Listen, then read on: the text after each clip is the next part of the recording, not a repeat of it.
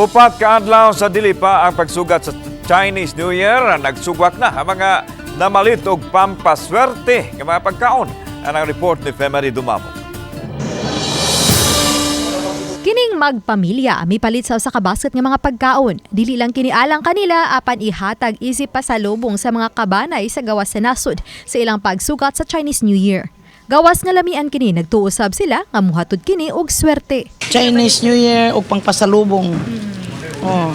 Ma'am, bes bahala nga atay ato ang New Year kanang sa January 1. Mo celebrate pud ka sa Chinese New Year. Oh, celebrate once a year. Usa sa mituon ini si Ai Jordan nga hinay-hinay nang namalit og pagkaong pangpaswerte. Preparation sa Chinese New Year. Nga naman sir, di na makigdot-dot pa? Oo, hindi na magtotoo. Kaya nag-abot sa gayon nga, kuha na, maghuot na unya. Muna daw lang ingon nila, swerte daw. Usa ka tindahan sa Dakbayan sa Subo mo ay sagad palitanan sa andamong mga pagkaon sa pagsugat sa Chinese New Year. Sagad sa himalitan ang tikoy nga alang daw sa closer family ties. Masi for good luck, watki for growth and prosperity, samtang ang red ampaw alang sa happy and lively New Year.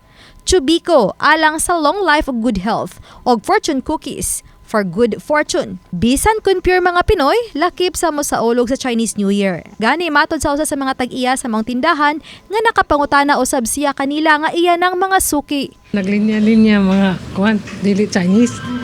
Ingon man sila nga kamo mga Chinese kuan man kay mo prosperous man kay mo.